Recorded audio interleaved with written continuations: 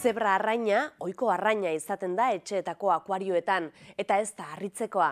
Arrain polita eta bizi-bizia baita, baina laborategian ere hazten dute arrain hau, ez ingurua edertzeko baizik eta ikerketan erabiltzeko. Seguruenera, ez da animaliarik ohikoena Euskal Herriko ikerketa zentroetan, ez da mundu osoko laborategietan ere, baina litekeena da etorkizun handienekoa izatea.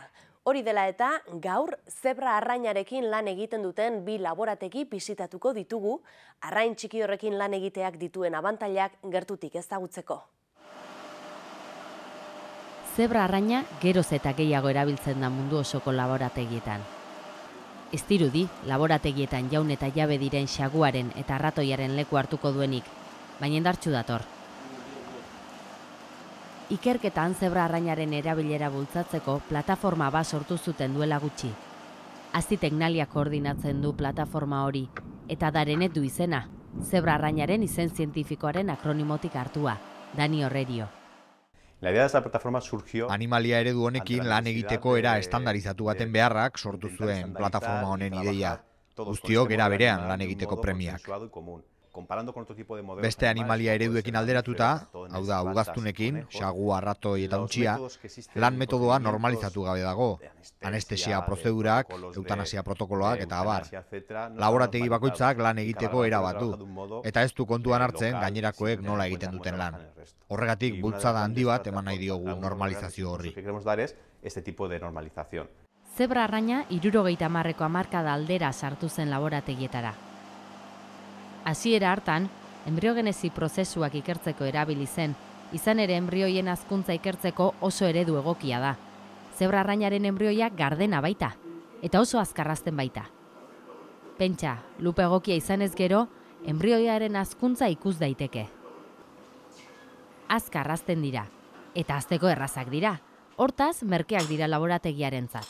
Eta hori gutxi balitz, Azti-Teknalian beste arrazoi pisuzko bat zuten zebra arraina erabiltzeko.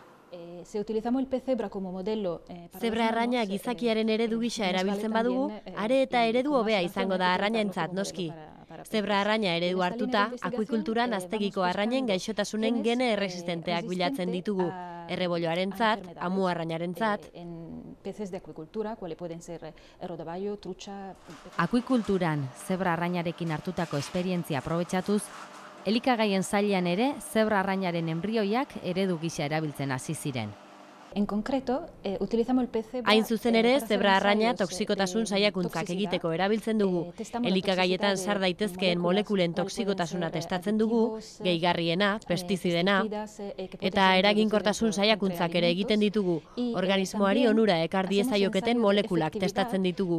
Esaterako, kolesterol maila jaitsi dezaketen molekulak, argaltzeko ahalmena dutenak eta halako kontuak. Moléculas que pueden, por ejemplo, bajar el nivel de colesterol, que tienen potencial para adelgazar, estas cosas.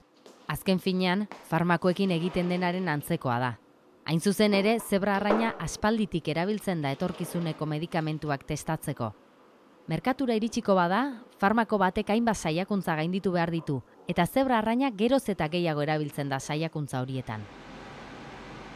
Donostiako Miramon Parke Teknologikoan ere egiten dute lan zebra arrainarekin.